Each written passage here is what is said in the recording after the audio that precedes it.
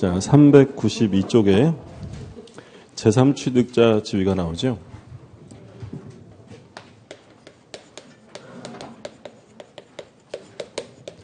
그러니까 제3취득자는 가별에게 돈을 빌려주고 저당권이 설정이 되어 있는데, 근데 이 을이 병한테 저당 부동산을 팔았습니다.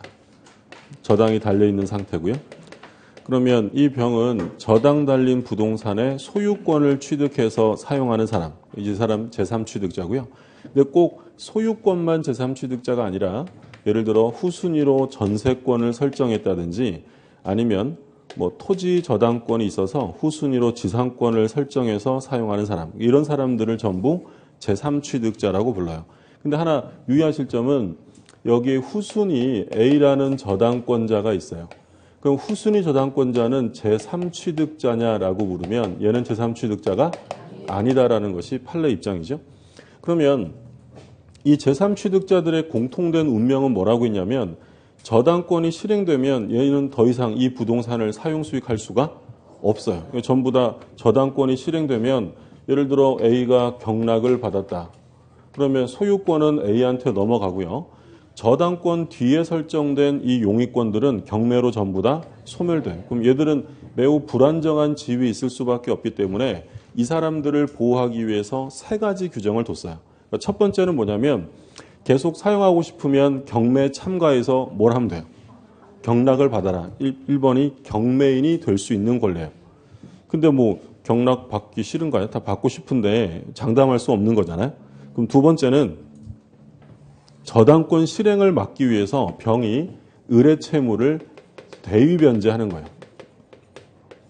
그러니까 이제 소위 이제 법정 대위, 법률 규정에 의해서 대위에 들어가는데, 근데 이해관계인이 변제를 대신하는 건 당연히 가능한데 새삼스럽게 규정한 이유는 뭐라고 했냐면 얘가 변제할 때는 지연배상 1년분만 변제하면 돼요. 전액 변제요. 1년. 원래 채무자가 변제할 때는 전액이잖아요. 근데 이 제3취득자가 변제할 때는 보통 저당권, 그러니까 일반 저당권이면 지연배상 1년분, 피담보 채권만 변제하면 되고요. 그 근저당권일 수도 있죠. 그 근저당권이면 전액이 아니라 최고액까지만 변제하면 돼요. 그러니까 근저당은 좀 이따 공부할 거예요. 근저당권이라면 전액이 아니라 최고. 예를 들어 근저당 등기를 했는데 최고액을 1억으로 등기했어요. 근데 나중에 채권 총액이 1억 5천만 원이 되었다. 그럼 얘는 얼마만 변제하면 되는 거예요? 1억 최고액까지만 변제하면 되고, 그럼 채무자라고 하면 얼마? 1억 5천 전액 변제를 다 해야 되겠죠. 첫 번째, 두 번째를 봤어요. 그러니까 첫 번째는 뭐였냐면 이 병이 경매인이 될 수 있다. 두 번째는 대위 변제할 수 있다. 그럼 대위 변제하면 이제 저당권은 누구한테로 옮겨지겠어요? 이 갑이 얘한테 저당권이 있잖아요. 얘가 대위 변제하면 법률 규정으로 대위 들어가는 거예요. 그럼 이 자리에 갑이 빠지고 누가 대신 들어가요? 병이 대신 들어가는 거죠. 그렇죠? 그러면 이런 경우에는 이 저당권이 누구에게 이전되는 거냐면 병에게 이전돼요. 그렇죠? 물론 소유권자일 때는 이전이 안 되겠죠. 왜냐하면 자기 건물에 자기 저당이 되니까. 다른 용의권자가 용의권을 취득한 제3취득자가 변제했다면 저당권이 얘한테로 옮겨지게 돼요. 무슨 말인지 되셨어요? 그러니까 이 자리에 누가 들어간다고 생각하시면 되는 거예요. 병이 제3취득자가 들어가요. 자, 그러면 세 번째는 이 병이 돈이 없어서 대위 변제도 못하고 경매 참고도 못해요. 그러면 이제 어쩔 수 없이 소유권은 경락인에게 넘어가는데 마지막으로 보호하는 것이 이 병이 이 목적물을 점유 사용하면서 쓴 비용이 있잖아요. 그럼 이 비용이라도 아주 빠르게 배당을 해주겠다는 거예요. 그래서 우리가 본 것처럼 제일 먼저 나가는 돈이 뭐였어요? 실행비용이고 그 다음에 나가는 게 제3취득자 비용, 이 세 가지예요. 근데 만약에 이 병이 을한테 저당 달린 부동산을 사면서 저당 채무를 인수하고 사는 경우가 생길 수 있겠죠? 예를 들어서 이 건물이 시가로 1억이고 저당이 1억이에요. 그럼 1억 채무를 병이 인수하고 얼마에 산다는 거예요? 1억에. 무슨 말인지 되셨어요? 그러니까 지금 2억짜리 건물인데 저당 채무가 얼마라고요? 1억이에요. 그래서 얘가 이걸 살 때 이 1억의 채무를 떠안기로 하고 1억 원만 주고 샀대요. 그럼 얘는 뭐가 될까요? 얘는 제3취득자가 아니고요. 뭐가 되겠어요? 채무를 인수했으니까 채무자가 되겠죠. 자, 어렵지 않아요. 자, 채무를 인수하면 뭐가 되는 거예요? 채무자. 그러니까 얘가 그냥 돈 주고 다 주고 샀으면 제3취득자인데 저당 채무를 인수했다라고 하면 얘는 뭐가 된다고요? 채무자가 돼요. 그럼 얘가 변제할 때는 1년분만 변제하면 돼요? 전액 변제. 전액 변제가 되는 거예요. 교재를 보면 그 393쪽에 맨 위에 363조 2항 저당물의 소유권을 취득한 제3자도 경매인이 될 수 있다. 그 다음에 제364조 저당 부동산에 대하여 소유권, 지상권 또는 전세권을 취득한 제3자는 저당권자에게 그 부동산으로 담보한 채권을 변제하고 소매를 청구할 수 있다.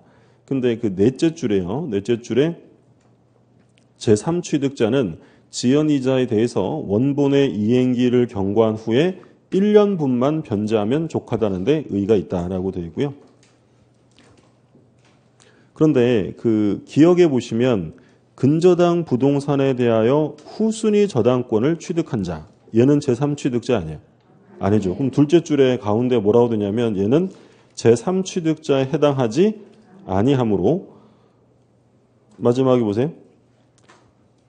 끝에 둘째 줄 민법 364조 규정에 따라 선순위 근저당권의 소매를 청구할 수 있는 사유로 삼을 수 없다. 그래서 결론은 뭐예요? 후순위 근저당권자는 최고액만 변제하고 말소를 구할 수 있는 사람이 아니다. 그러니까 결론은 이죠. 얘는 후순위 저당권자는 제3취득자가 아니기 때문에 제3취득자는 최고액만 변제하고 말소를 구할 수 있지만 얘는 그 규정을 근거 규정으로 삼아서는 안 된다는 거예요. 뭐가 아니니까. 제3취득자 아니니까 얘는 최고액만 변제해서 될 사람이 아니다. 맨 밑에 니은에 보면 제3취득자가 피담보 채무를 인수하면서 매수했다면 어떤 지위로 바뀐다고요? 채무자 지위로 변경되니까 이 규정은 적용될 여지가 없어요. 그러니까 얼마를 갚으라는 거예요? 전액을 다 변제해야 한다는 거죠. 자, 다음 페이지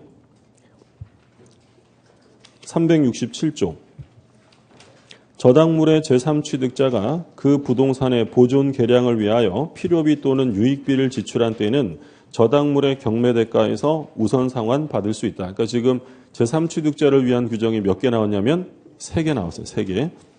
그 다음에 저당권 침해와 구제가 나오는데 사례를 들어서 보면 갑이 을에게 돈을 1억 원 빌려준 채권자고요. 을이 소유하고 있는 부동산의 저당권을 설정합니다. 1월 1일 날 빌렸고 변제기는 12월 31일이에요. 근데 이 저당 채무자 을이 이 설정자죠. 설정자 을이 이 저당물의 일부를 때려 부쉈다. 훼손시켰어요. 그럼 지금 을이 무슨 짓을 한 거냐면 담보를 손상, 감소, 멸실케 한 거예요. 그러면 담보를 채무자가 담보를 손상, 감소, 멸실했다. 이거 무슨 사유예요? 그렇죠. 기한, 이익의 상실 사유가 되죠. 담보의 손상, 감소, 멸실 굉장히 많이 들어본 굉장히 부드러운 문구잖아요. 네. 기한이익, 우리 이제 조건과 기한 공부할 때 기한이익 상실 사유라고 하면서 대표적으로 본 게 3가지가 있었는데 그 첫 번째가 바로 이거예요. 담보의 손상, 감소, 멸실. 두 번째는 뭐가 있었어요? 담보 제공 의무를 이행하지 않았을 때. 세 번째는 채무자가 파산. 3가지 기한에서 나왔던 거. 그럼 기한이익이 상실되면 그 효과는 더 이상 채무자는 기한의 이익을 주장할 수 없게 돼요. 그러면 얘가 이걸 7월 1일 날 때려 부쉈을 때 갑이 을에게 7월 1일 날 야 당장 돈 갚아라고 즉시 변제를 청구하게 되면 을은 변제기가 6개월 더 남았다고 항변할 수 있어요? 변제해야 돼요. 변제도 이제 더 이상 뭐 할 수 없으니까 기한이익을 주장할 수 없으니까. 근데 꼭 즉시 변제를 청구해야만 되는 건 아니고요. 갑이 내가 변제기까지 기다리면서 이자 받을게. 그런데 담보물이 너무 많이 깨졌으니까 담보물, 저당물을 좀 채워라고 담보물에 보충을 청구할 수도 있다. 그럼 즉시 변제 청구와 담보물의 보충 청구는 둘 다 할 수 있어요? 선택해야 돼요. 당연히 하나만 선택적으로 행사해야 한다는 거죠. 근데 여기서 기본적으로 중요한 건 이 의뢰하는 사람이 목적물을 때려 부쉈을 때 갑이 저당물의 보충을 청구한다라고 했을 때요. 여기서 제일 중요한 건 뭐냐면 저당물 보충 청구는 누구 잘못일 때만 나온다 그랬어요. 오로지 설정자의 책임. 그러니까 설정자의 책임이 있을 때만 나오는 거고요. 만약에 어떤 A라는 제3자가 이걸 훼손시켰어요. 그럼 이건 얘 잘못이 아니잖아요. 그럼 얘한테 당장 돈 갚아라, 저당물 채워라 라고 할 수 없다라는 거예요. 그래서 이게 가장 중요하죠. 교재 보시면 일단 물권적 청구권, 침해되면 물권적 청구인데 뭐 제일 기본은 물권적 청구 중에 뭐가 인정이 안 된다고 했냐면 반환. 그렇죠? 그래서 기억의 끝에서 둘째 줄에 저당권은 목적물 점유하는 것을 내용으로 하지 않기 때문에 반환 청구가 인정되지 않는다. 그래서 판례도요. 파란 글씨 한번 보세요. 점유권이 없기 때문에 설정자로부터 일탈한 저당 목적물을 저당권자 자신에게 반환할 것을 청구할 수 없다. 그 자리에 갖다 놔라라고 원상회복 청구는 돼도 반환 청구 안 되고요. 무효등기 말소를 청구할 수 있다는 것들은 참고로 한번 읽어보시면 되겠고, 그리고 동그라미 2번에 손해배상 청구 나오는데 손해배상을 청구하려면 당연히 침해자의 고의과실이 있어야죠. 물권적 청구랑 다른 거니까. 손해가 발생했다면 그 넷째 줄에 동그라미 2번 손해배상의 넷째 줄 마지막에 뭐라고 되어 있냐면 손해가 발생하였다면 저당권 실행 전에도 손해배상을 청구할 수 있다. 그러니까 만약에 지문에 손해배상을 청구하기 위해서는 경매가 실행되어 손해가 확정된 이후에 할 수 있다라고 하면 OX에 틀려. 실행 전에도 손해를 확정하지 못하는 건 아니기 때문에 실행 전에도 할 수 있다는 게 통설이고요. 그 다음에 담보물 보충 청구. 자, 제일 중요한 말이 뭐라고 하냐면 저당권 설정자의 책임 있는 사유. 설정자의 잘못이 있어야 돼요. 저당물의 가액이 현저히 감소된 때는 저당권자는 설정자에 대해 원상회복 또는 상당한 담보 제공을 청구할 수 있다. 그래서 뭐 제3자가 했다라고 하든지 이런 문제가 나오면 담보물 보충은 안 된다는 점을 꼭 유념하시고요. 그럼 바로 밑에는 뭐가 나오냐면 즉시 변제. 대표적으로 나온 게 채무자가 담보를 손상, 감소, 멸실하게 한 때는 기한의 이익을 잃는다. 그러면 이제 즉시 변제를 청구할 수 있는 것이고요. 다음 페이지에 문제를 한번 볼게요. 저당권에서 틀린 것인데 1번 지상권은 저당권의 객체가 될 수 있다. 될 수 있죠. 뭐는 안 된다 그랬어요? 지역권 안 되고 2번 저당권은 그 담보한 채권과 분리하여 타인에게 양도할 수 있다. 저당권을 분리 양도하는 건 절대로 안 된다고 했고 3번 저당권으로 담보한 채권이 시효 완성으로 소멸하면 저당권도 소멸한다. 이런 성질을 뭐라고 했어요? 부종성. 어떤 이유든지 간에 채권이 소멸하면 저당권은 소멸하는 거고요. 4번 저당권의 효력은 특별한 사정이 없는 한 저당 부동산의 종물에도 미친다. 중물에 설정되면 종물에 미치고요. 5번 저당물의 제3취득자가 그 부동산에 유익비를 지출한 경우 저당물의 경매 대가에서 우선 상환을 받을 수 있다. 그렇죠. 우선 상환이 되고 그 다음에 이제 저당권의 처분 나오는데 조문을 보세요. 저당권은 그 담보한 채권과 분리하여 타인에게 양도하거나 다른 채권의 담보로 하지 못한다. 절대로 분리양도가 될 수 없다라고 했어요. 그 동그라미 1번에 다섯째 줄 마지막에 저당권 양도에서 이렇게 나오죠. 거기 확인해 두세요. 저당권 양도에서 물권적 합의는 저당권의 양도 양수받는 당사자 사이에 있으면 족하고 그 외에 채무자나 물상보증인 사이에까지 있어야 하는 것은 아니라 할 것이고 단지 채무자에게 채권 양도의 통지나 이에 대한 채무자 승낙이 있으면 채권 양도를 가지고 채무자에게 대항할 수 있다. 그러니까 무슨 얘기냐면 갑이 을한테 채권과 이를 담보하기 위한 저당권이 있다. 이 건물에 저당이 설정이 된 거죠. 근데 이 갑이 저당권을 병에게 양도할 수 있잖아요. 그럼 당연히 모두 같이 가야 돼요. 채권 넘어가면 저당권도 따라가는 게 기본이죠. 그러니까 이 경우에 채권은 놔두고 저당권만 분리양도한다? 이런 건 절대로 있을 수 없다라고 했어요. 그러면 이 병은 채권과 저당권을 넘겨받는 합의를 하면 바로 저당권자예요? 저당권에 이전 등기해야 돼요? 당연히 부기등기 방식으로 저당권에 이전 등기를 해야 한다라고 했죠. 그러면 이 병이 저당권자가 되기 위해서는 갑과 병의 합의만 있으면 되는지 아니면 채무자도 이 양도계약의 당사자로서 합의에 들어가는지 그걸 묻는 거야. 채무자가 합의해줘야 돼요? 둘만 합의하면 되는 거야. 둘만 합의하면 되는 거지 채무자는 또는 물상보증인은 저당권 양도 합의의 당사자가 되지 않는 거예요. 그럼 얘한테 뭐만 해주면 돼요? 채권 넘겼으니까. 그 사실을 채무자에게 통지만 해주면 되지 이 채무자까지 합의의 당사자가 되는 것은 아니다라는 판례죠. 그 다음에 오른쪽에 2번 맞아 볼게요. 맨 밑에 2번. 원래 채권의 불성립 무효로 처음부터 채권이 없는 경우 그럼 저당권 등기는 유효예요? 무효라는 거예요? 무효죠. 또는 피담보 채권이 변제, 기타 사유로 소멸한 경우에는 저당권부 채권의 양도의 부기등기가 되었더라도 저당권을 취득할 수 없다. 무슨 말인지 되겠어요? 그러니까 지금 예를 들어서 등기부에 저당권 등기가 있는데 이미 변제가 된 거예요. 그럼 이미 변제가 된 거면 이 저당권 유효예요? 무효예요? 무효죠. 근데 등기부 상으로는 남아있으니까 예를 들어 A라는 사람이 얘가 저당권자네 라고 해서 얘한테 저당권을 취득했다. 돈 내고 샀다는 거예요. 그럼 이 경우에 이 사람은 저당권자가 될 수 있어요? 없어요?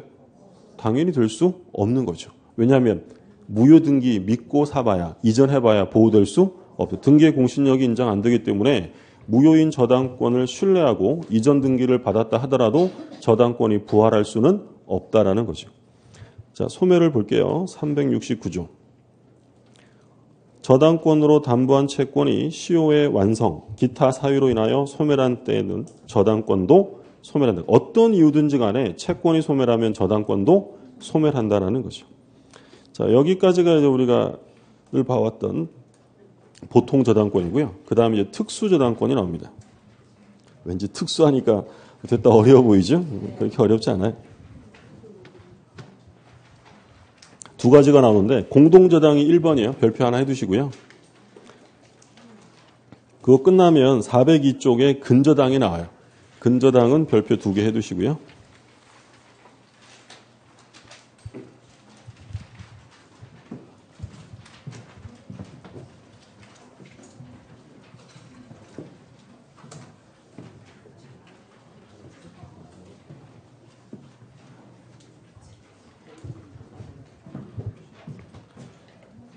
감기 때문에 자꾸 목소리가 갈라지죠? 예, 죄송하고요. 예. 자, 이 공동저당인데 갑이 을에게 돈을 빌려줘요.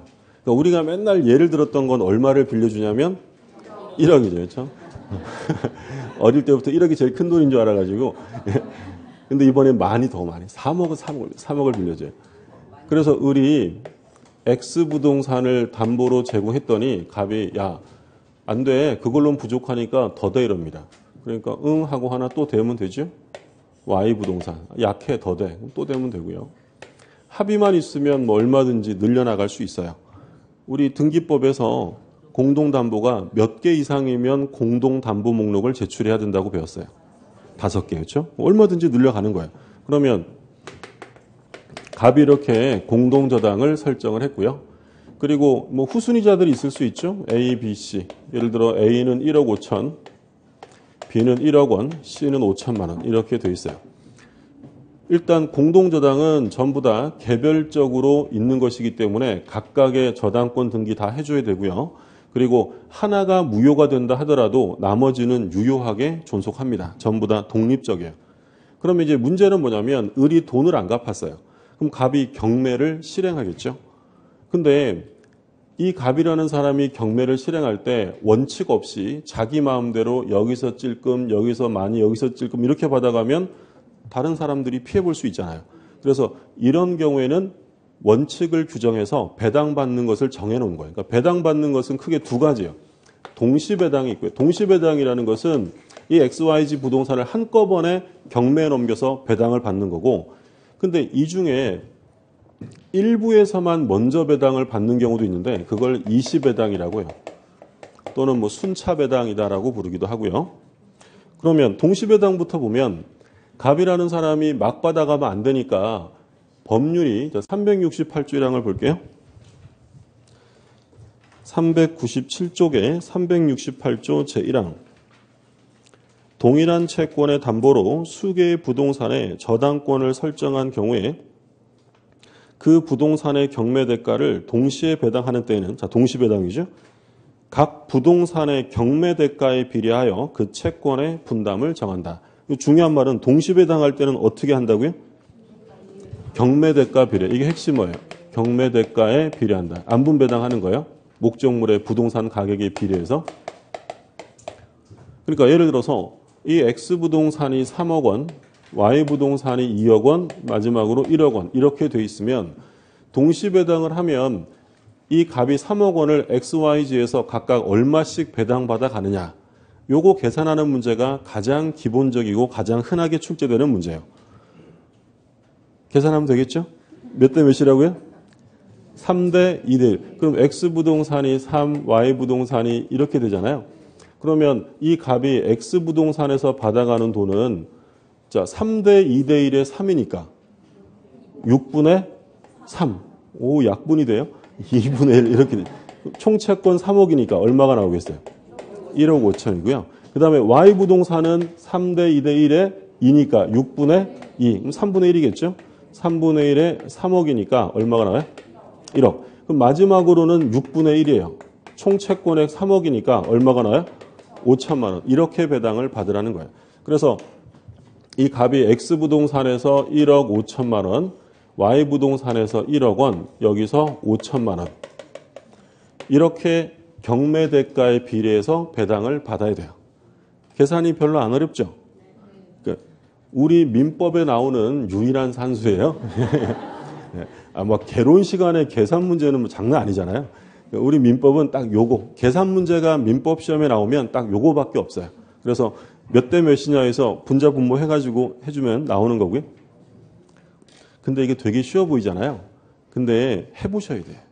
그러니까 제가 막 풀면 당연하지, 그렇지 이렇게 생각하시는데 이게 시험장 가서 막상 이렇게 나오면 이게 펜이 안 나가요. 긴장도 되고 하니까. 그러니까 이런 것들은 먼저 딱 보고 손으로 연습을 좀 해보셨어야 돼요. 그래야지 시험장에서도 바로 써지는 거지 그냥 눈으로 보시는 거랑 풀어보는 거랑 달라요. 꼭 풀어보세요. 예. 그러면 경매대가에 비례한다는 이 규정, 경매대가에 비례한다는 이 규정은 후순위자가 있을 때만 적용할지 후순위자가 없어도 적용하는지가 문제인데 이건 후순위자가 없어도 적용합니다. 그러니까 이런 A, B, C 같은 사람이 없어도 다른 일반 채권자들이 있을 수 있기 때문에 후순위자가 없다고 지 마음대로 막 받아가면 안 되고요. 어떻게 받아가라고요? 경매대가에 비례한다. 그러면 여기서 1억 5천 받아가면 이제 A가 남는 돈 얼마예요? 3억에서 1억 5천 빼면 1억 5천 이렇게 되겠죠? 얘 1억. 그러니까 이건 일부러 맞추려고 딱 이렇게 한 거고요. A가 2억 원을 빌려줬을 수도 있어요. A가. 그럼 A는 얼마를 우선 변제 받는 거예요? 1억 5천. 남는 돈이 1억 5천밖에 없으니까. 그럼 나머지 5천만 원은 일반 채권 되는 거예요.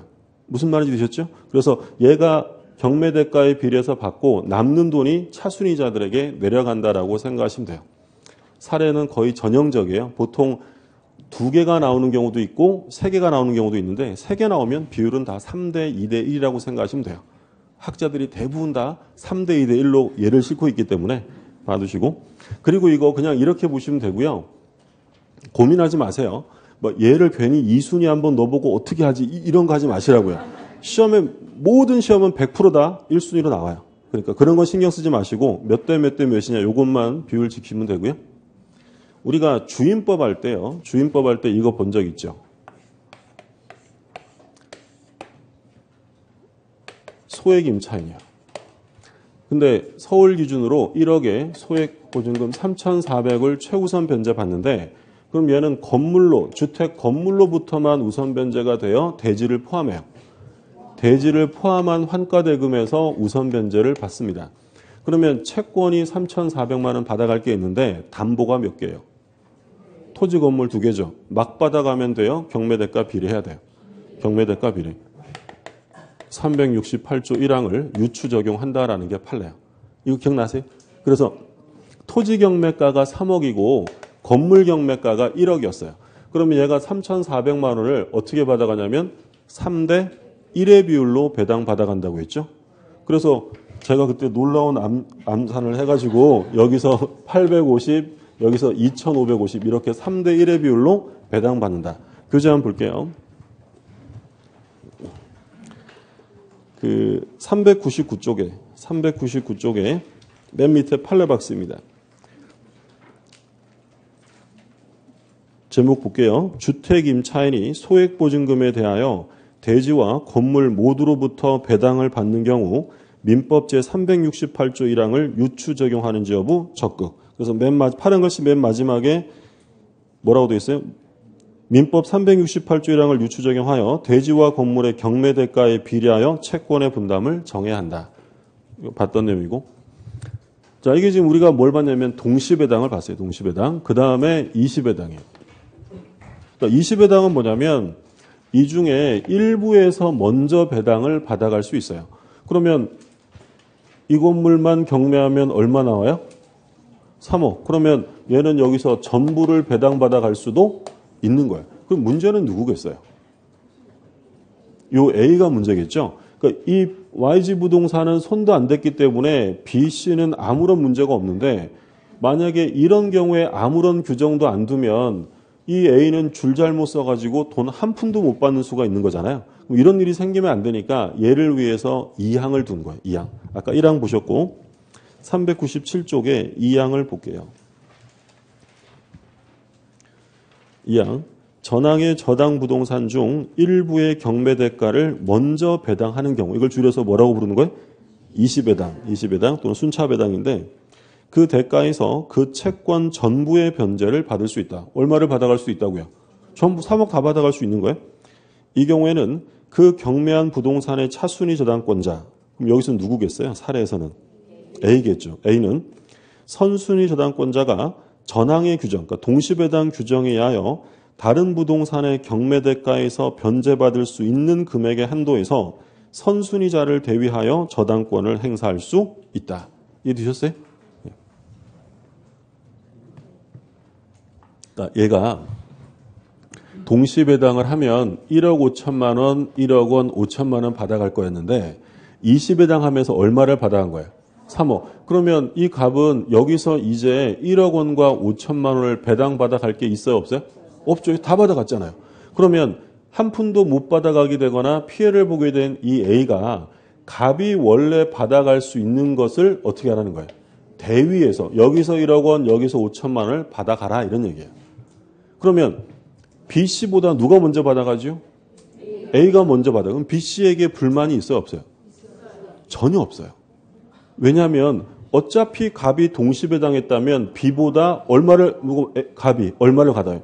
1억 5천이잖아요. 그러면 얘가 대위 들어가면 값이 받아갈 것보다 더 받아가요? 그만큼만 받아가요.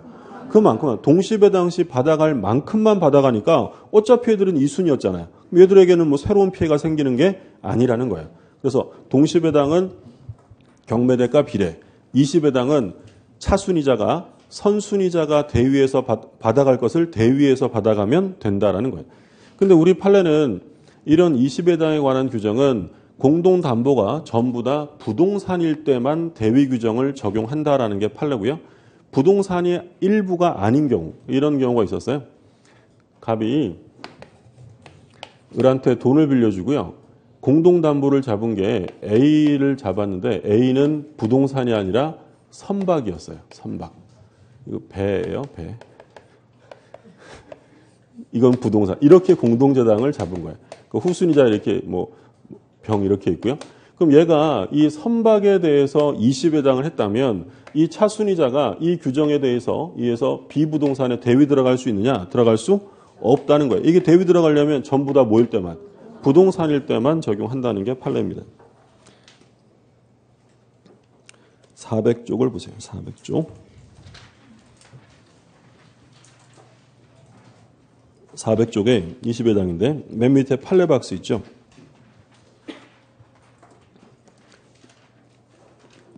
그게 지금 제목을 보면 부동산과 선박에 대하여 저당권이 설정된 경우에 368조 2항의 후문, 그러니까 대위 규정이 적용되느냐, 소구 안 된다. 맨 밑에 화살표 보시면 368조의 공동저당에서 후순위권자의 대위권을 수개의 부동산 위에 공동저당이 설정된 경우에만 적용하고 있다. 그러니까 다 모일 때만, 부동산일 때만 적용하겠다라는 거예요. 자, 그래서 이제 첫 번째 그림 봤고요. 두 번째 보면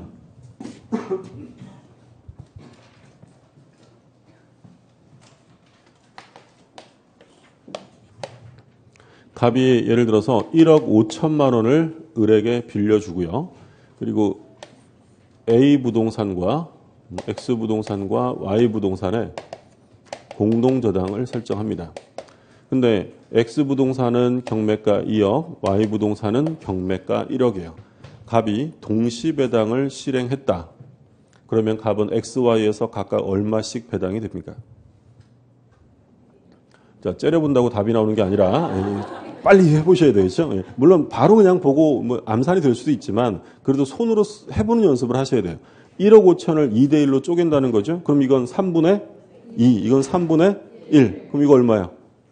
5천. 그럼 여기서 1억 이렇게 나오는 거겠죠. 그래서 1억 원, 여기서 5천만 원 이렇게 배당이 돼요.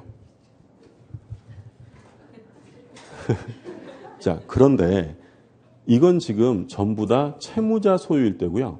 근데 이 Y 부동산이 병이라는 사람 거예요. 그러니까 을이 채무자가 X 부동산을 담보로 준다 그랬더니 갑이 야 그걸로는 안 돼. 더 돼 이럽니다. 근데 얘는 부동산이 더 없어요. 친구한테 부탁해서 친구가 하나 대준 거야. 그럼 병은 뭐야? 물상보증이에요. 그러면 지금 우리가 이 그림, 여기서 본 그림은 전부 다 소유자가 누구죠? 채무자 거예요. 채무자일 때 이 규정들을 봤는데 근데 두 번째 그림은 일부가 물상보증인일 때도 똑같이 적용할 거냐. 예를 들어 이 상태에서 갑이 동시배당하면 여기서 1억 원, 여기서 5천만 원 배당이 되느냐. 그걸 묻는 건데요. 우리 판례는 그렇게 볼 수 없다라고요. 물상보증인 소유가 들어가면 일단 어디서 전액배당을 한다라고 하냐면 채무자 건물에서 전액배당을 하고요. 부족분이 있을 때만 보증인 건물에서 배당을 하겠다라는 거예요. 그러니까 누가 먼저 책임지라는 거예요? 채무자죠.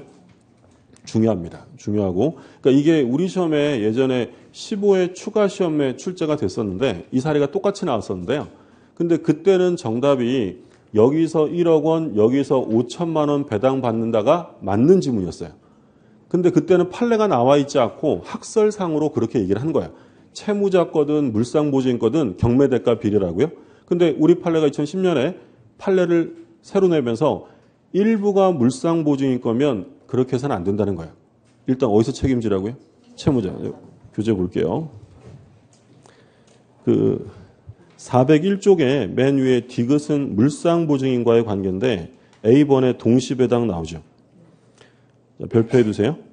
부동산의 경매대가를 동시에 배당하는 때에는 각 부동산의 경매대가에 비례하여 그 채권의 분담을 정한다라고 규정하는 민법 368조 1항은 적용되지 않는다. 따라서 이러한 경우 경매법원으로서는 채무자 소유 부동산 경매대가에서 공동저당권자에게 우선 배당하고 자 어디서요? 채무자 소유에서 배당하고 부족분이 있는 경우에 한하여 물상보증인 소유 부동산 경매대가에서 추가 배당을 해야 한다. 그래서 일부가 물상보증인 거면 경매대가에 비례해서는 안 된다라는 점 주의하시고요. 자, 그 다음에 채무자 소유 부동산의 A라는 후순위자, Y 부동산의 B라는 후순위자가 각각 존재합니다. 그런데 이 채무자가, 이 저당권자가요, X 부동산, 즉 채무자 소유 부동산에 20배당을 했어요. 그럼 여기서 20배당 하면 아까 우리가 공부한 바에 의하면 이 A라는 사람은 어디 가서 대위 받으라고 했어요? Y 부동산에 가서 받으라고 했죠. 이 규정이 적용될 수 있느냐? 적용될 수 없다라는 것이 판례예요. 그럼 여기서 물상보증인 소유 건물을 20배당 했다는 거죠. 그러면 물상보증인 쪽의 차순위자는 채무자 건물에 대위 들어갈 수 있느냐? 들어갈 수 있다라는 게 판례예요. 그러니까 채무자 건물을 경매한 경우에는 대위 행사할 수 없고요. 물상보증인 건물을 경매한 경우에는 이쪽에서는 대위 들어갈 수 있다라는 거예요. 왜 그러냐? 당연한 건데요. 자, 얘가 채무자 건물을 20회당 했어요. 그러면 돈 빌린 사람이 자기 건물로 돈을 갚는 거예요. 당연한 거죠. 그럼 채무자가 그 돈 갚은 다음에 보증인한테 구상권 행사하면서 그 돈 내놓으라고 할 수 있어요? 없어요? 말도 안 되는 얘기죠. 그럼 채무자 쪽에서는 이쪽으로 들어갈 수 없는 거야. 이거 자기 건물로 돈 갚았으면 끝난 거지 물상보증인에게 찝적될 수 없는 거고요. 근데 물상보증인 건물을 20회 당했다면 이 병은 자기 건물로 누구 돈을 대신 갚은 거야? 채무자 돈 갚은 거죠. 그럼 당연히 물상보증인은 채무자에게 구상권을 행사해야 될 거 아니에요. 그럼 이쪽에선 당연히 그 저당권에 대위 들어갈 수 있다라는 거죠. 이해되셨어요? 그럼 결론은 이게 뭐 시험에 나오면 굉장히 간단한 거예요. 예를 들어서 뭐라 하다가 채무자 소유 건물을 경매했다 이런 말 나오면 뭐라 하다가 끝에 있다일까요? 없다일까요? 없다. 이것만 찾으면 되고요. 뭐라 하다가 물상보증인 거 경매했대. 끝에 있다요? 없다요? 있다요. 그렇죠? 그러니까 채무자 소유 건물을 경매하면 채무자 쪽의 후순위자는 물상보증인 건물에 저당권 행사할 수 없어요. 돈 빌린 사람이 돈 자기 건물로 갚았으니까 채무자 건물 경매한 건 당연한 거예요. 당연한 거니까 보증인에게 찝적될 수 없다. 근데 물상보증인 건물을 경매했다라고 하면 물상보증인은 누구 돈을 대신 갚아준 거예요? 채무자. 그러면 물상보증인 쪽에서는 당연히 채무자 건물에 저당권 행사할 수 있다라는 거예요. 누구 걸 경매했는지를 보시면 되고요. 구별되셨어요? 예. 그래서 20회당, B번의 20회당 첫 번째 점, 일단 누구 거라고 돼 있어요? 먼저. 채무자. 그럼 마지막에 셋째 줄에 가운데 뭐라고 돼 있죠? 없다. 채무자 거 경매하면 당연한 거니까 물상보증인 소유 부동산에 대여할 수 없고요. 그 다음에 밑에는 누구 걸 경매했냐면 물상보증인 거. 그럼 셋째 줄 마지막에 있다, 없대? 있다라는 거죠. 봐두시고요. 끝났어요. 네, 이게 다예요. 공동저당은 그림 두 개 보시면 돼요. 그러니까 하나는 다 누구 거일 때, 채무자일 때, 그리고 두 번째는 일부가 물상보증인 건데, 그러니까 채무자 것일 때 동시배당하면 경매대가 비례, 그리고 20배당하면 선순위자가 받아갈 걸 차순위자가 대위 들어가면 된다. 정리되셨죠? 예. 다음 페이지에 기출문제 나옵니다. 풀어보세요. 시간 드릴 테니까 풀어보세요. 인강 들으시는 분도 난 화장실 가야지 이러지 말고 풀어보시고 다.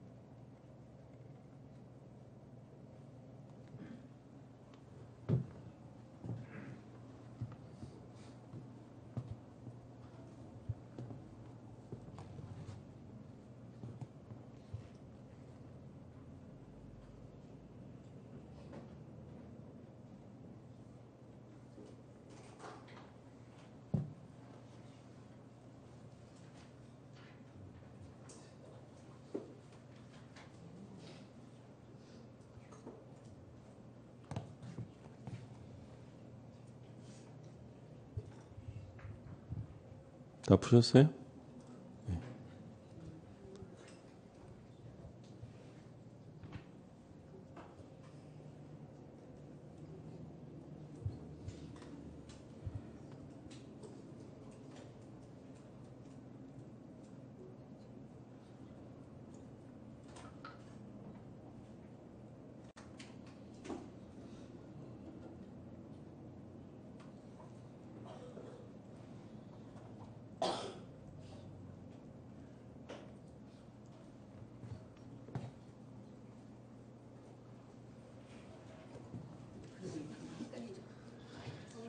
자, 이제 그만 찍으시고요.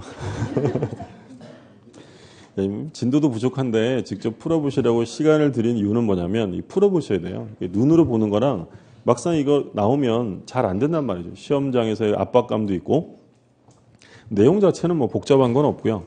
근데 일부러 이제 막 복잡하게 만들어 놨겠죠. 갑이 을한테 3억 빌려줬나요? 3억 빌려줬고 그래서 을이 소유하고 있는 X, Y인가요? XY 부동산에 갑이 공동저당을 설정을 했답니다. 그런데 차순위자가 있었죠? 병하고 정. 병은 얼마 빌려줬대요?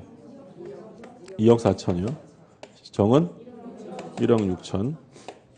이렇게 되어 있고 그러면 자, 이 상태에서 동시 배당이 진행이 되었다. 갑은 XY 부동산에서 얼마를 배당받을지 계산하실 수 있어요? 없어요? 여기서 계산하시면 놀라운 거고 그러니까 제일 먼저 뭘 찾으셔야 돼요? 경매대가. 경매대가가 나와야 계산이 되겠죠. 그럼 경매대가가 X부동산이 얼마래요? 4억이고 2억이면 2대 1인 거죠. 여기서 2대 1의 비율로. 그러면 갑은 X부동산에서 얼마 배당이 돼요? 2억. Y부동산에서 1억이죠. 그럼 문제는 누굴 걸 묻는 거죠? 정 거예요. 정은 그러면 얼마를 배당받아요? 1억이죠. 남는 돈 1억밖에 없으니까 1억 배당받고 나머지 6천만 원은 뭐 일반 채권 되는 거고요.